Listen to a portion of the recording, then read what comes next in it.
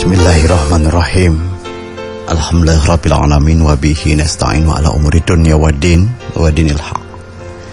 Liyudhhirahu ala dini kulli wa kafa billahi waliyan wa kafa billahi nasiru.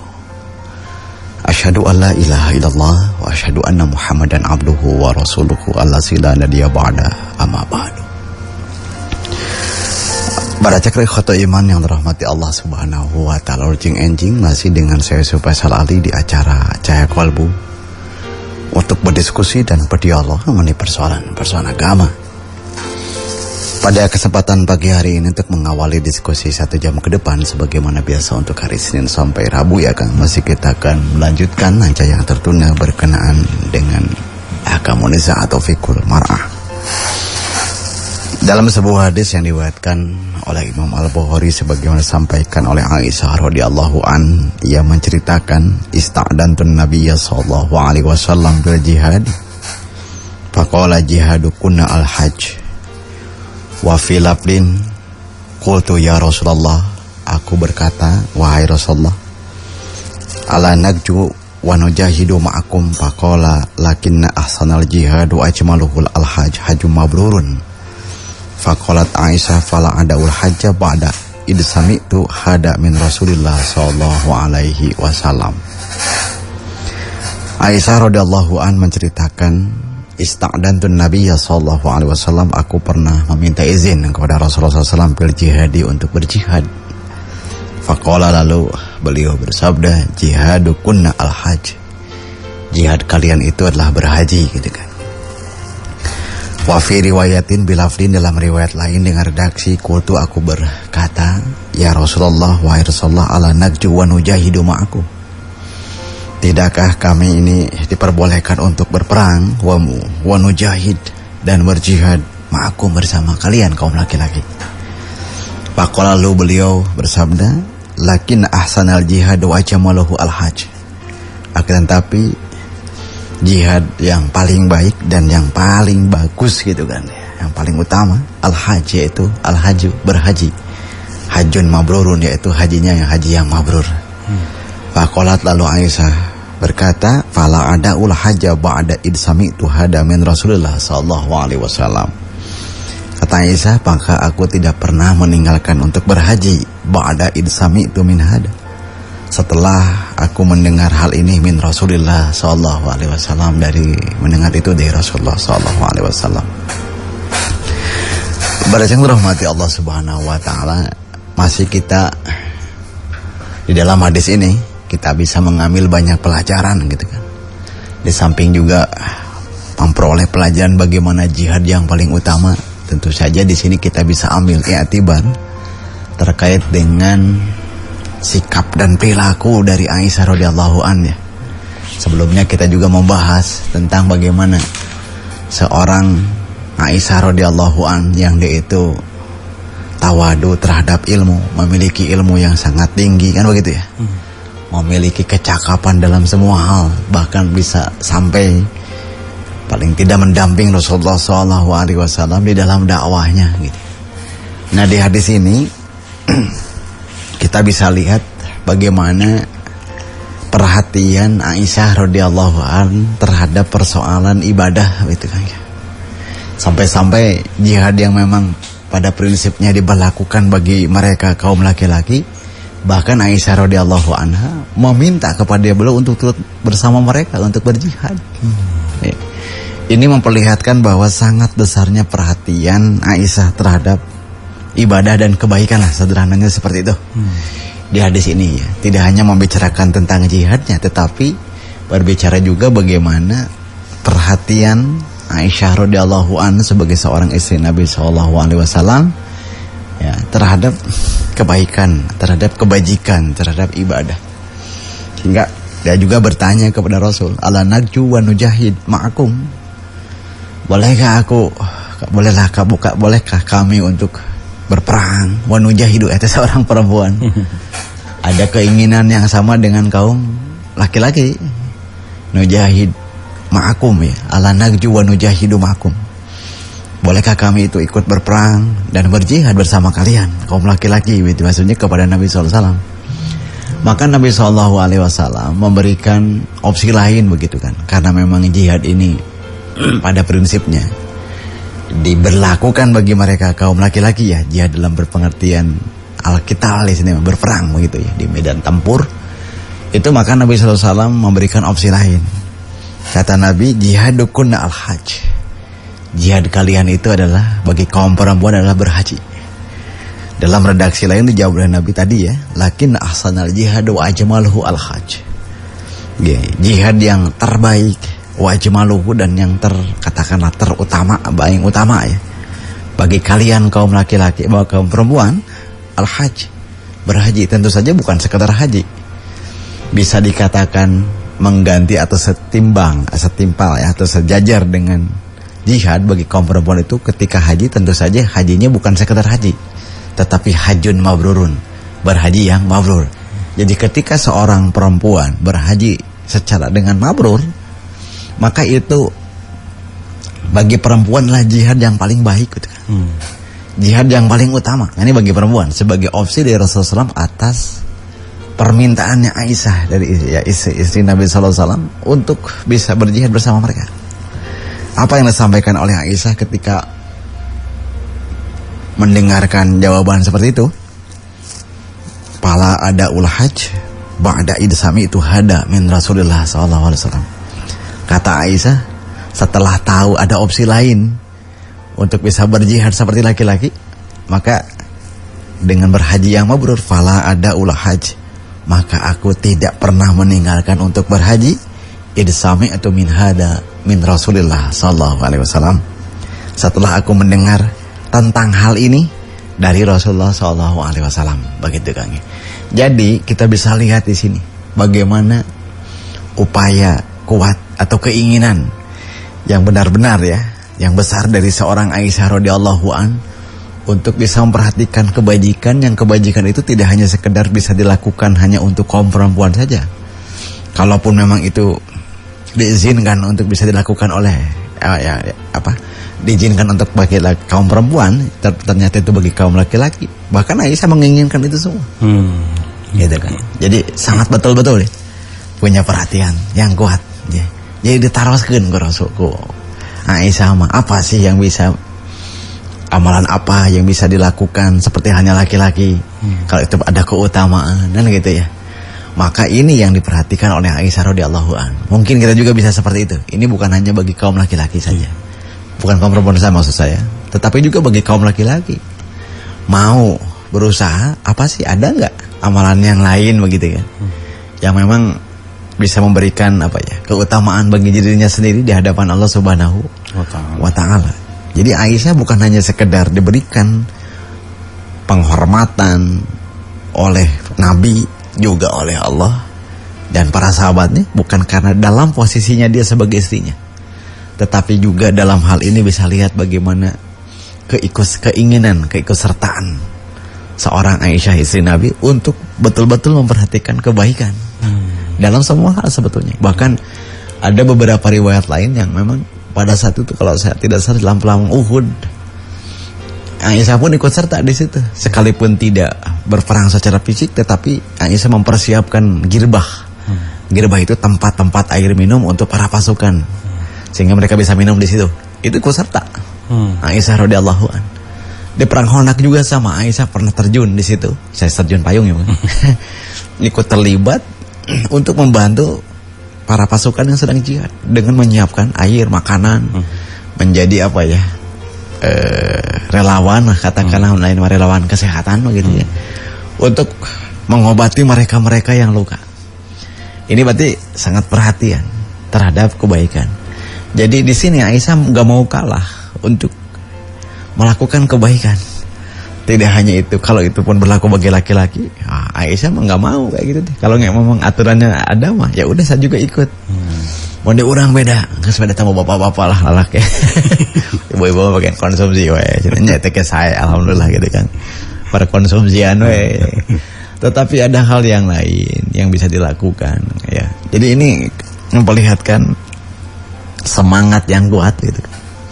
Bagaimana seorang Aisyah radhiyallahu an, ya, dia menginginkan adanya kesejajaran di dalam beribadah.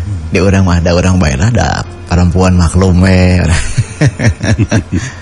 Nah, tidak seperti itu yang dilakukan oleh Aisyah radhiyallahu.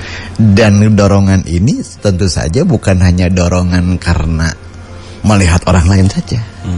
Tetapi bagi Aisyah radhiyallahu an tahu bagaimana kalau dikatakan ini ya, bahwa jihad itu adalah afdhul a'mal, amal yang paling utama. Lawan cek Aisyah mah abdi teu kabagian ya Rasul.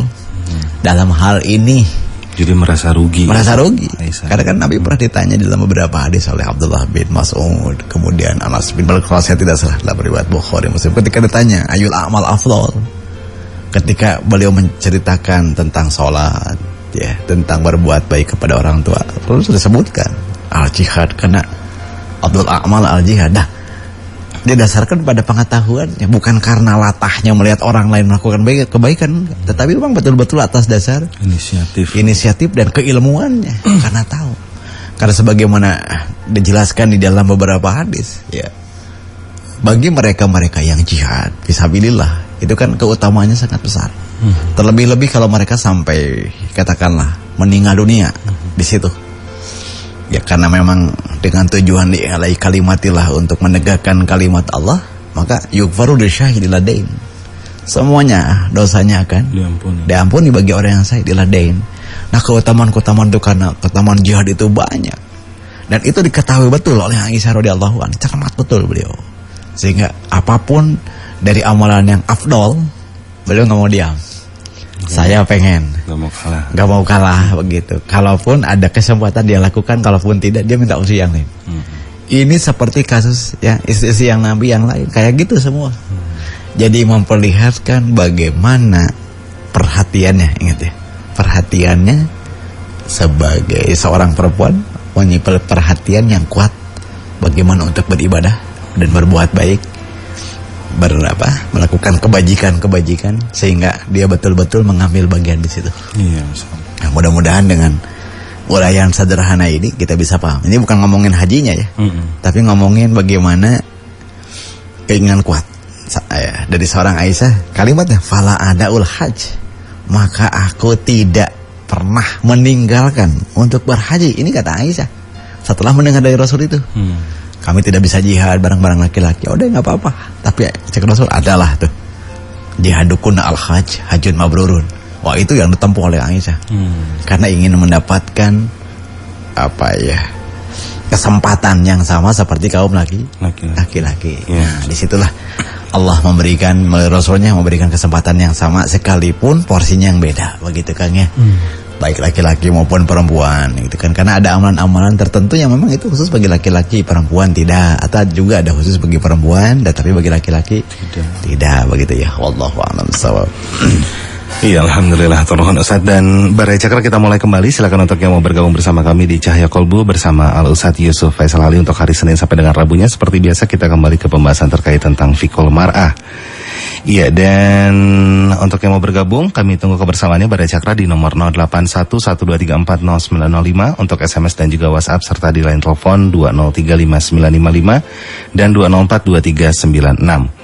Baik, insya Allah untuk pembahasan kita di pagi hari ini terkait tentang sejauh mana sebagai muslimah gitu ya, saatnya memperhatikan segala peluang kebaikan ibadah dan peluang amal soleh itu sendiri, sehingga ini dibuktikan oleh Aisyah bahwasanya beliau itu nggak mau kalah dari laki-laki dalam arti kata ini Ustaz, melakukan kebaikannya.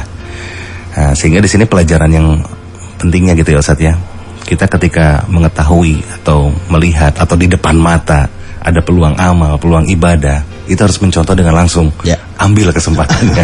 Silakan Ustaz. Karena belum tentu dia bisa mengambil di kesempatan yang lain. Nah, itulah yang memang respon yang kuat dari seorang Aisyah radhiyallahu anha. Ini sebetulnya bukan dalam kasus ini saja, dalam semua hal.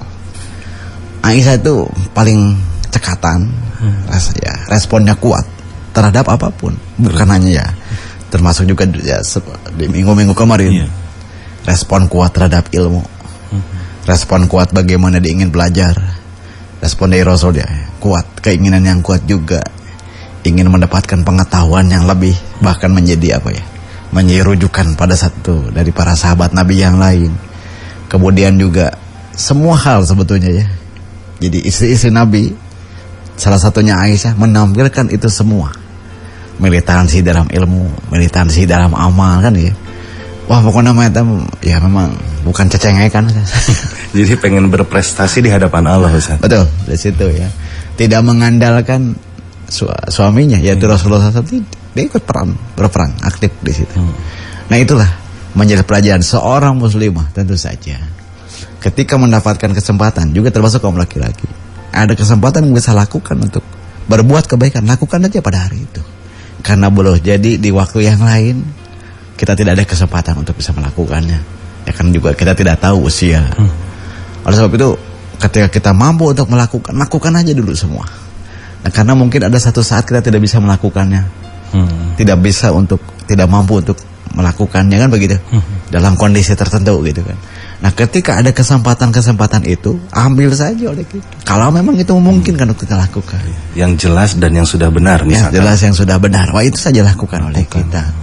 Jangan sampai ditunda-tunda begitu kan. Kalau memang ini memungkinkan untuk lakukan hari itu kan gitu. Sehingga penggunaan kata-kata wal asri itu kan begitu. Demi masa itu atau demi waktu itu artinya tidak menterbengkalaikan waktunya. Ketika bisa melakukan hal yang baik, kenapa tidak?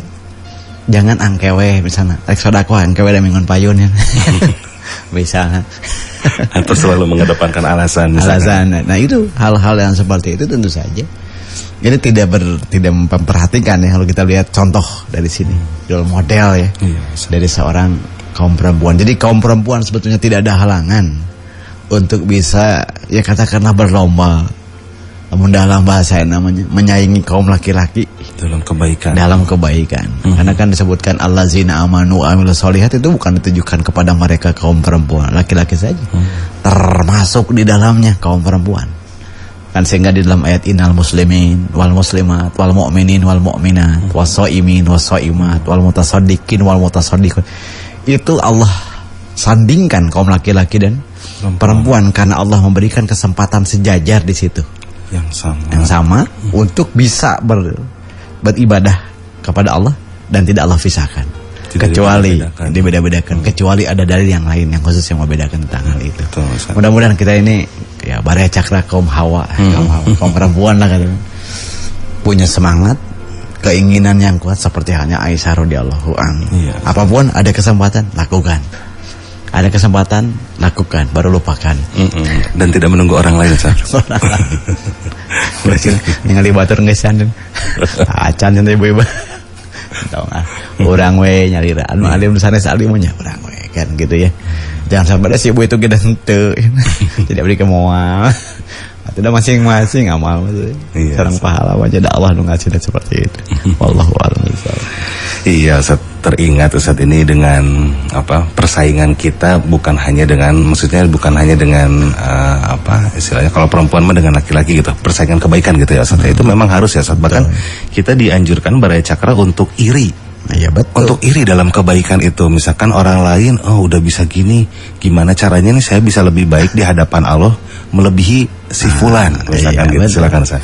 Ya, memang hal itu diperkenankan. Gibtoh ya Ustaz? Ya, disebut gibtoh. Jadi la hasada fisnain ya. Ada dua hasad atau iri dengki, bukan, tapi sebetulnya bukan iri dengki ya, bukan. Hanya terjemahan secara umum seperti itu. Dalam dua hal yang diperbolehkan, ada keinginan, tetapi hasad makan lebih keinginan untuk menghancurkan, menjatuhkan. Kalau gibtoh itu keinginan untuk bisa menyamai.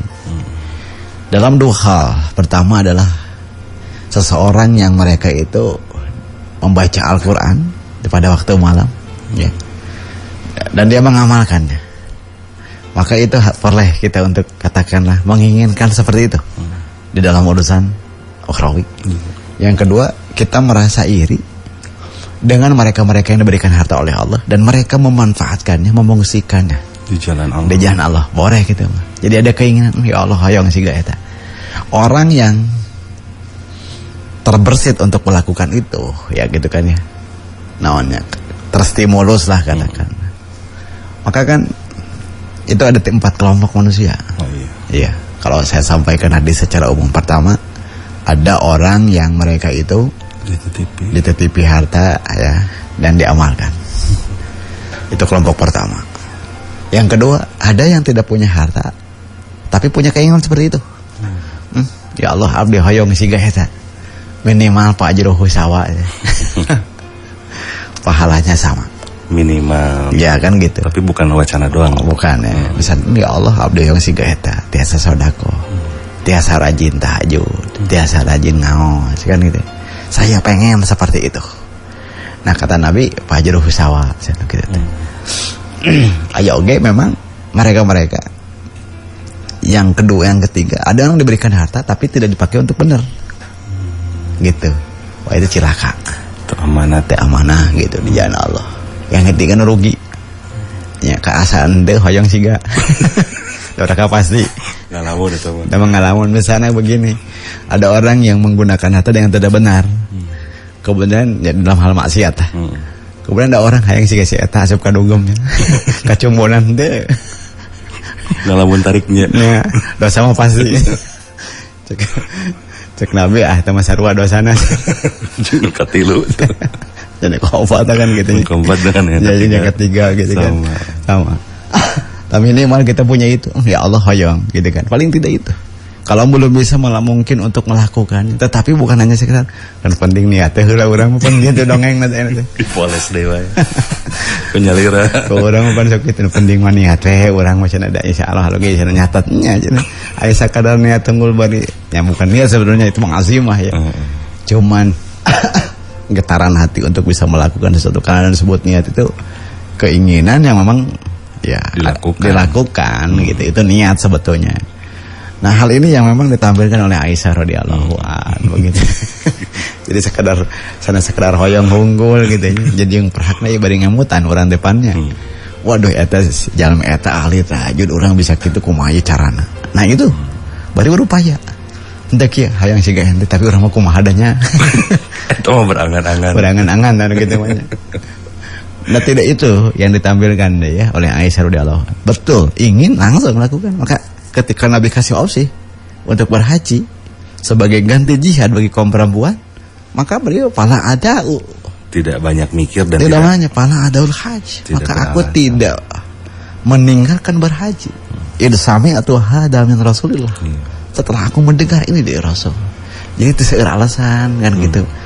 Teu kieu da urang teh nya Aisyah teh kieu ya Rasul atuh ganti wae nu sanes pan abdi teh bojo anjeun.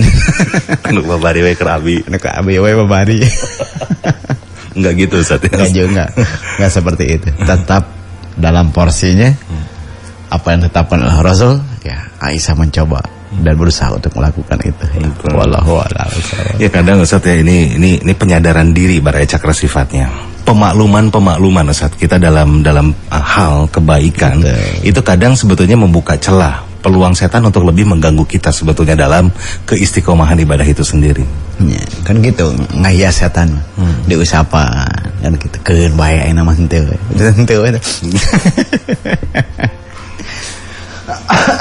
Nah, itulah jangan kita dalam hal kebaikan memaklumi diri sendiri, memaafkan, kenalah da urang teh da keur kieu, da urang keriweuh dan sebagainya.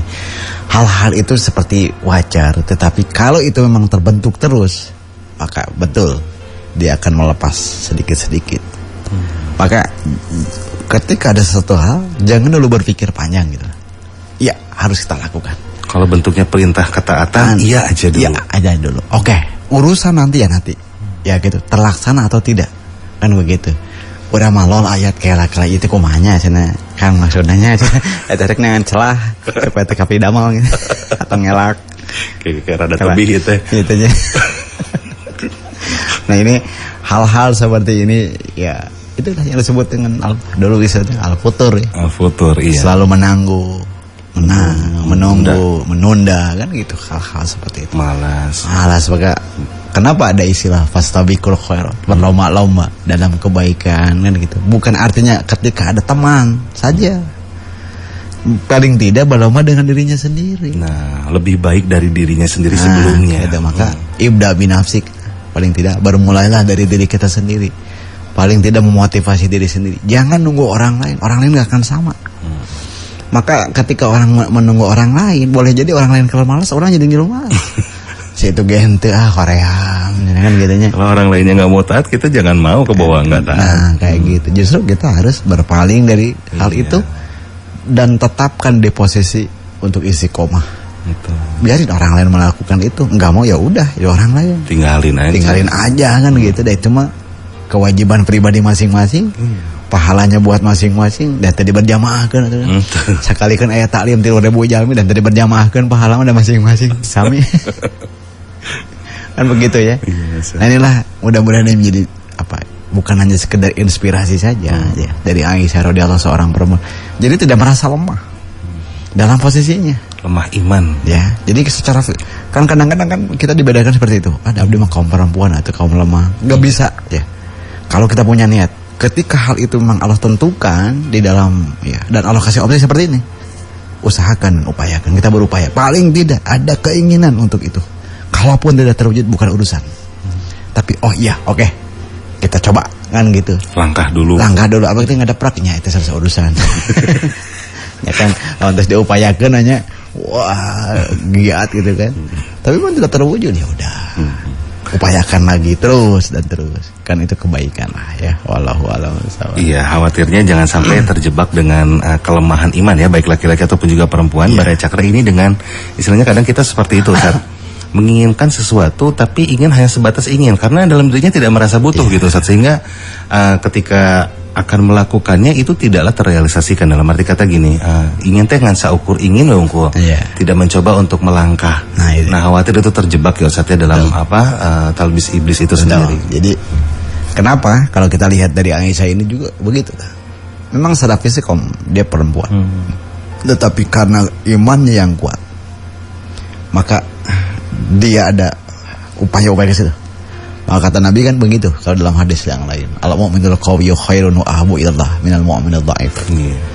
Mukmin yang kuat siapapun mereka, laki-laki kaupun perempuan begitu, bukan dalam sisi fisik. Kalau memang sisi fisik ya berbeda.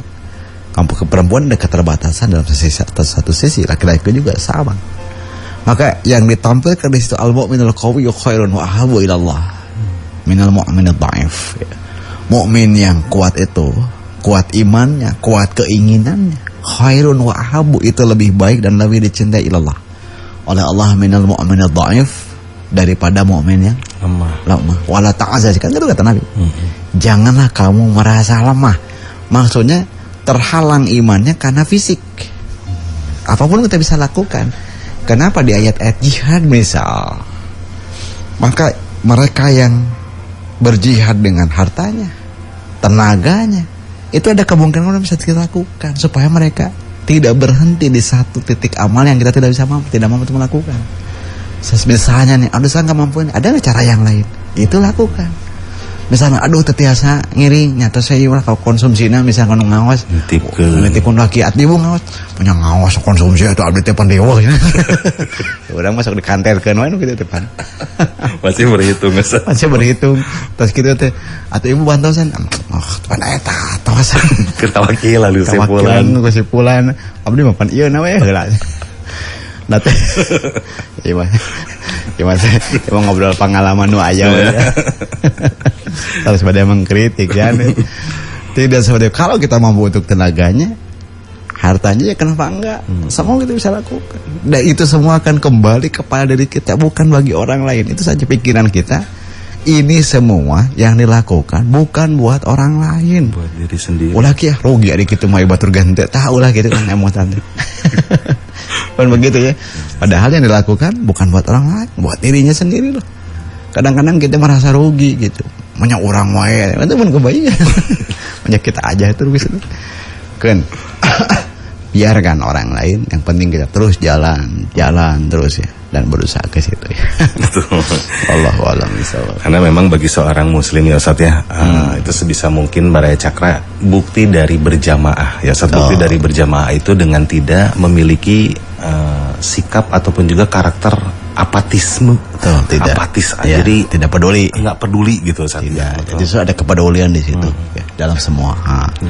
Jadi ingat sekali lagi, apapun yang dilakukan oleh kita sebetulnya bukan buat orang lain.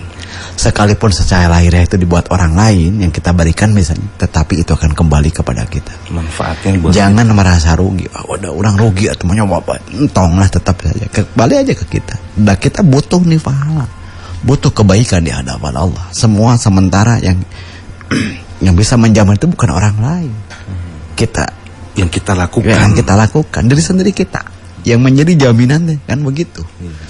Bukan karena menyandarkan kepada siapapun. Walaisalil insan illa ma sa'a, kan begitu. Semua yang ditampilkan adalah amalan pribadinya masing-masing, bukan karena orang lain. Misalnya, pada udah isong ngiring, sareng ieu, nah teu bisa, nah itu mah eta we. Tetap saja itu kembali kepada kita. Jadi pikiran kita, hati kita fokusnya begitu saja. Yang kita lakukan buat diri kita sendiri, jangan merasa rugi, karena itu akan berdampak buat diri kita. Misal, kalau ada seorang istri katakan berbuat baik kepada suami, jangan merasa rugi menyabdi ke suami gitu, entah. Skeptis kalau itu. Nah, gitu kan ya. Ya udah biarin saja, itu buat saya. Iya. Terus sebaliknya suami juga, ya. Ya udah, ini buat, kalaupun mau nerima atau enggak, ini buat saya. Itu kewajiban saya. Dan pahalanya nggak akan sama, tetap. Maka kadang-kadang seperti itu terjadi kerugian seperti itu teh. Kemerasa rugian, mohon maaf ya, betul. Kemerasa rugian, rugi kita mas harus begini, begini. Kalau orang lain juga enggak, kita udah biarin aja. Itu orang lain. Yang penting kita saja, ini kebaikan buat kita, dan itu buat bekal kita nanti di yaumil akhir. Iya, ya, wallahu a'lam bishawab. Iya, Ustaz, pala lawur sebetulnya Barai Cakra ini dengan sikap apatis. Jadi kalau apatis itu nggak peduli gitu ya. Nggak peduli ya, betul. Nggak peduli. Kalau skeptis itu kadang berpikirnya tuh curiga atau enggak, apa ya, itu tadi merasa rugi. Ya, gitu. Betul. Hal-hal seperti itu. Maka jangan gitu kan. Misalnya ada orang yang jelek ke kita, kita berbuat baik aja, jangan rugi juga. Ya, tenggi ada setan lagi goreng udah ngetah hayang ting. Biarin mereka mau kesalahannya. Yang penting mah kita aja jalan terus. Kalau bisa ya berbuat baik terus aja, sedikit ya, sesuai dengan kemampuan kita. Ya, wallahu a'lam. Ya, silakan untuk Barai Cakra, kami masih tunggu kebersamaannya di nomor 081123340905. Ya, untuk yang mau bertanya boleh di luar tema pun, kami tunggu kebersamaannya. Baik, Ustaz, sementara kita sapa dulu Barai Cakra ini yang sudah bergabung. Terima kasih banyak. Ya, alhamdulillah sudah ada Teh Indi Wilujeng Enjing selalu hadir menyimak. Jazakumullah ilmunya Ustaz, dan Kang Ardian semoga menjadi amal soleh. Amin. Terima kasih untuk Teh Indi dan untuk Ibu Imas Amasi. Alhamdulillah, jazakallah Pak Ustaz sareng Kang Ardian, moga sehat walafiat. Amin, hatur nuhun. Untuk Ibu Yani juga di Gunung Batu, ya, ini yang sudah siap manco juga. Ada Ibu Haja Siti Suhana, Wilujeng Enjing Kasadayana. Semoga sehat selalu ya, jazakumullah khairan kasiran. Terima kasih ilmuna katam pipisan Pak Ustaz sareng Kang Ardian. Sami-sami Bu Haja hatur nuhun. Oge, terus aya Bu Yeyet hatur nuhun oge sareng Pak Rahmat dari Cibiru. Iya. Terus juga untuk Bunda Ira Wilujeng Enjing, dan untuk Ibu Suci ya dari Solokan Jeruk juga Wilujeng Ngageber sareng Pak Ramdan ini ya. Untuk Ibu Eti dari Balai Endah juga selamat pagi, dan Barai Cakra semuanya. Mangga orang lajengkeun di oge Ustaz dengan pertanyaan yang sudah hadir Ustaz. Boleh Kang. Iya, ini terkait tentang bagaimana dalam pandangan Islam wanita sebagai pemimpin Ustaz. Apa yang dimaksud dengan hadis? Iya, dari beberapa riwayat Imam Muhadisin dalam hal kepemimpinan perempuan yang disebut derajatnya sahili dzatihi. Ustaz, mohon penjelasan. Yang mana hadis yang mana? Mungkin bisa di lan yupliha qaumun walau imra'at, itu bukan. Mungkin lebih jelasnya ini bisa diposting aja dulu kali ya. Hadisnya yang mana? Betul. Karena begini, kecuali kalau hadis yang umum ya. Lam yupliha qaumun walau imra'ah, ya gitu. Maka tidak ada satu kaum tidak akan beruntung ketika dipimpin mereka oleh kaum perempuan. Ya. Nah, dua kemungkinan. Kalau yang dimaksud adalah kepemimpinan secara politis ya, kepemimpinan publik gitu ya, secara ya politis ya. Maka memang Nabi SAW kepemimpinan besar gitu kan, melarang bagi mereka kaum perempuan. Ya. Misalnya, mohon maaf dengan segala hormat ya, memang seperti kasus ya dulu Raja Kisra itu yang punya anak. Ya. Setelah Rasulullah SAW setelah sampai berita kepada Rasulullah bahwa seorang putri Kisra dia menjadi raja pada waktu itu. Kata Nabi, ada nggak di situ kaum laki-lakinya? Katanya, ada ya Rasul, tapi tetap saja mereka angkat. Nah, kata Nabi, lam yupliha qaumun, suatu kaum itu tidak akan beruntung kalau seandainya dipimpin oleh seorang perempuan. Itu sangat dikaitkan dengan kepemimpinannya yang bersifat politis begitu kan, kepemimpinan publik. Nah, bagaimana kepemimpinan yang kecil? Misal jadi kepala sekolah kan pemimpin lagi kan? Iya. Jadi RT. Ada jadi RT-nya. Saya di grup Ustaz. Wilujeng anjing. Wilujeng anjing Bu RT cenengan guys. Sekiranya ada yang lain ya dari kaum laki-laki lebih utamakan dalam hal seperti itu, yang laki-laki lebih utamakan, karena bagaimanapun sudah terbukti siapapun mereka yang dipimpin oleh kaum perempuan itu memang, mohon maaf dengan segala hormat, sekalipun ada keberhasilan tapi keberkahan belum tentu ada, atau mungkin banyak masalah. Nah, dalam posisi itulah memang dengan berdasarkan hadis itu sebagian beranggapan bahwa perempuan itu tidak boleh loh jadi pemimpin, terlebih-lebih jadi pemimpin politis, secara politis ya, sebagai kepala negara. Tetapi ada juga pandangan yang lain menyebutkan, misalnya Yusuf Al-Qaradawi, yang tidak boleh itu pemimpin, bukan menjadi pemimpin negara tetapi pemimpin dunia, itu nggak boleh. Itu kata pendapat beliau. Tetapi ketika menyebutkan ar-rijalu qawwamuna 'alan nisa, itu lebih menunjukkan para ulama memberikan sebuah kesimpulan mafhumnya.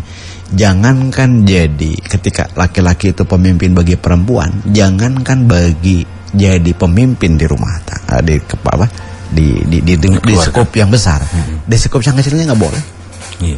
Ya, seorang perempuan, maka tidak diperkenankan hal itu kalau kepemimpinan bersifat politis dan menyangkut kepentingan umum.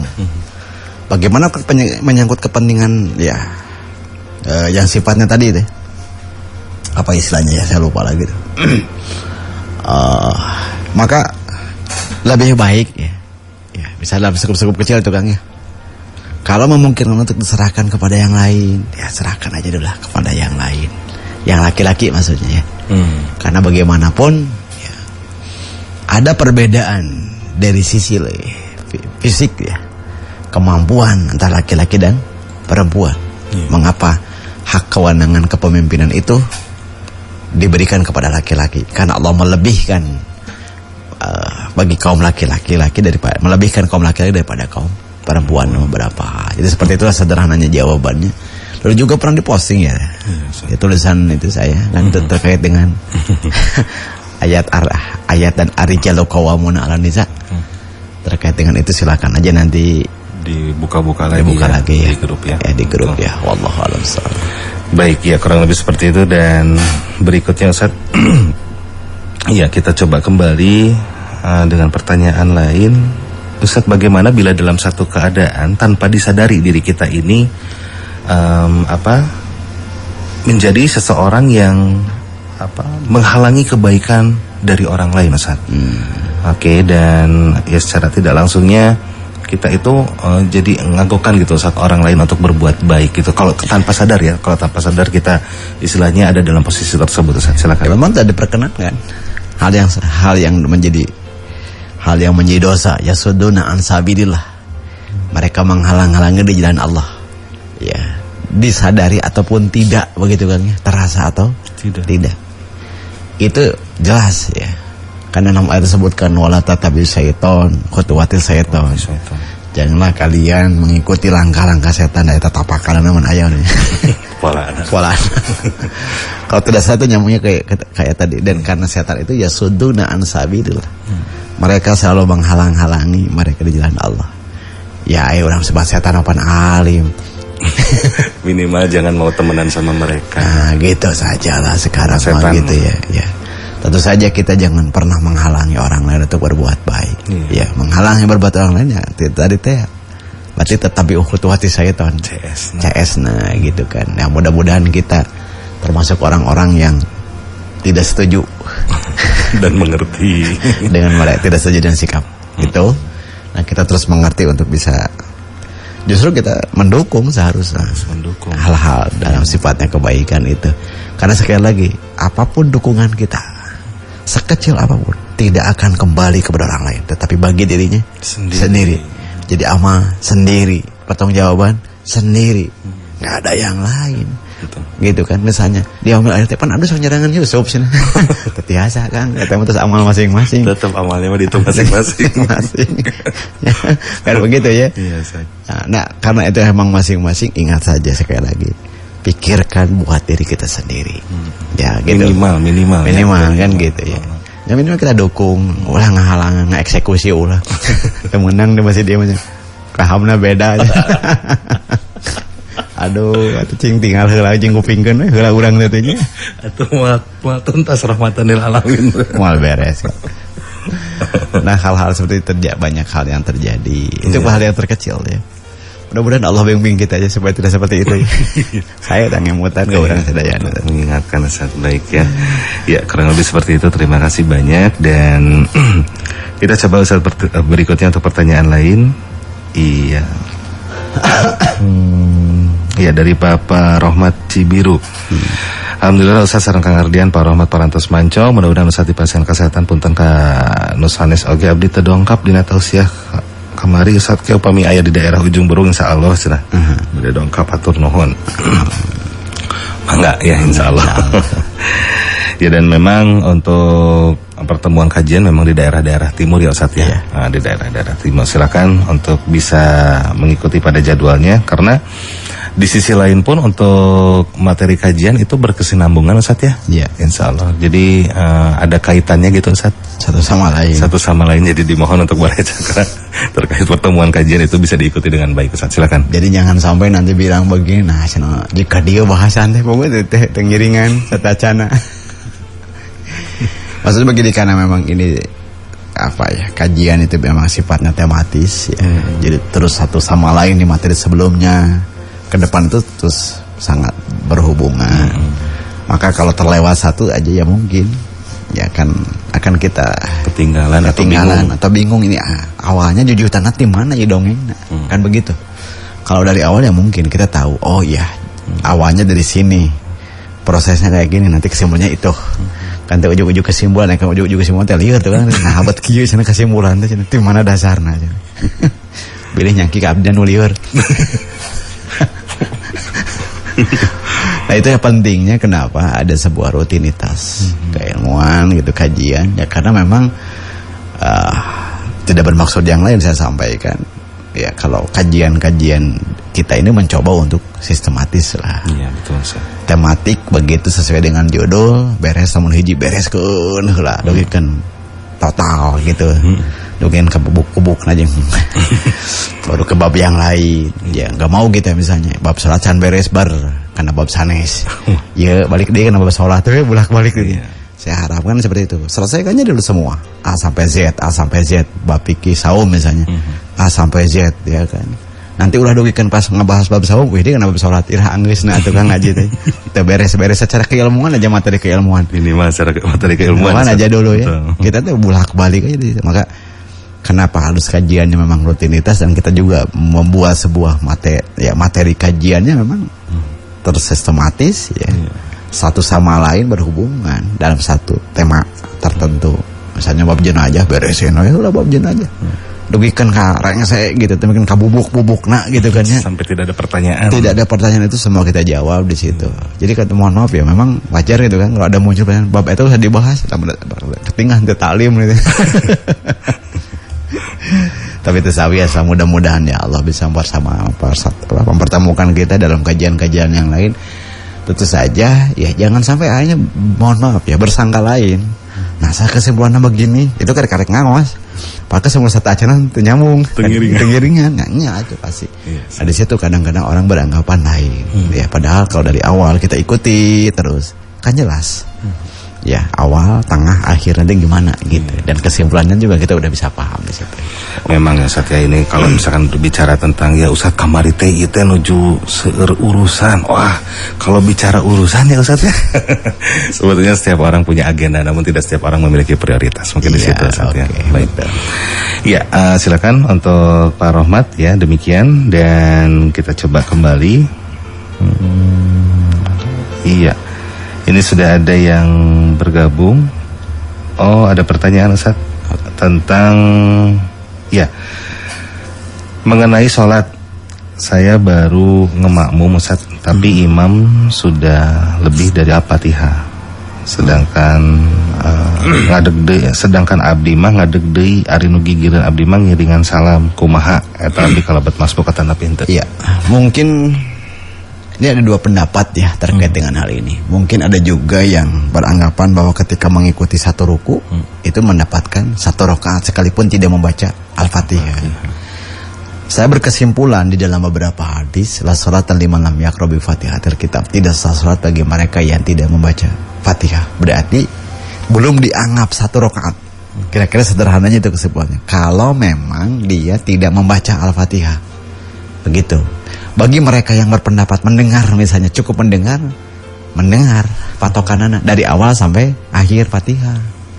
Kumaha Fatihahna tengah-tengah nu diawasna ku urang atau yang didengar, maka itu belum satu rakaat. Maka dia harus nambah lagi satu rakaat. Mungkin yang sebelumnya yang saparihna deui mah dia tidak berdiri lagi untuk menambahkan karena mungkin punya anggapan bahwa ketika dia mengikuti satu ruku dengan imam berarti dia udah mengikuti satu rakaat. Saya berkesimpulan tidak seperti itu. Tetap saja yang dihitung satu rakaat itu adalah tinggal witan maca Fatihah, ruku, sujud. Itu satu rakaat. Pamit itu mah setengah rakaat ya kita. Imam udah enggak pas ruku unggul itu karek setengah da full rakaat baca Fatihah yang wajib aja ruku, sujud, duduk dan sujud. Nah itu satu rakaat. Itulah ya. Sederhananya wallahu a'lam bishawab. Baik Ustaz, ini ada pertanyaan kembali. Pami aya jalmi nambut artos ka ibu. Tos lami pisan ku ibu teh bade dibebaskeun. Tapi jalmina ngalih teu aya Ustaz kumaha ngabebaskeunana. Paling tidak diniatkan saja dalam hati kita. Gitu ya. Mangga we terus dilepaskeun ku urang dina mana. Diniatkeun anak kitu. Ya Allah ya Rabb lah kitu lah bahasa urang mah. Aduh terus ngabebaskeun samatan kanggo anjeunna. Gitu, tapi ya tentu saja yang ikhlas ya, melepaskannya.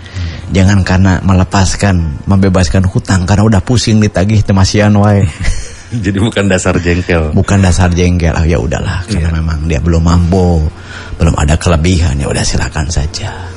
Sehingga siapa saja ya sering kita sampaikan hadisnya man andara mu'siron awado alahu kan gitu. Siapa saja yang menangguhkan waktu, baik yang mempunyai hutang atau melunaskan ya sebagian, maka Allah akan memberikan maka dia akan termasuk orang-orang yang mendapatkan perlindungan pada hari kiamat, yang pada hari itu tidak ada perlindungan macam perlindungan Allah. Di samping itu juga pahala kebaikannya besar. Ketika kita ngasih tangguh waktu ya, maka selama misalnya kita ya seseorang mau tangguh waktu 3 bulan, selama 3 bulan itu seseorang meminjamkan itu dan itu belum seolah-olah kita sudah sedang bersedekah kepada orang bersangkutan. Tiap hari dihitungnya. Tiap hari dihitungnya. Dengan jumlah segitu. Dengan jumlah segitu. Coba kebayang deh Kang, kasayanan. Kan begitu. Misalnya ada orang yang pinjam ke kita 1 tahun belum bayar, selama kita ikhlas meminjamkannya, selama itu sampai 1 tahun berarti kita sudah beranggap bersedekah kepada dia terus dalam setiap harinya. Sebelum dia kembalikan kepada kita. Atau terlebih lagi, toslah setengah nawe. Bebaskan. Atau misalnya udahlah, bebaskan masa dayana.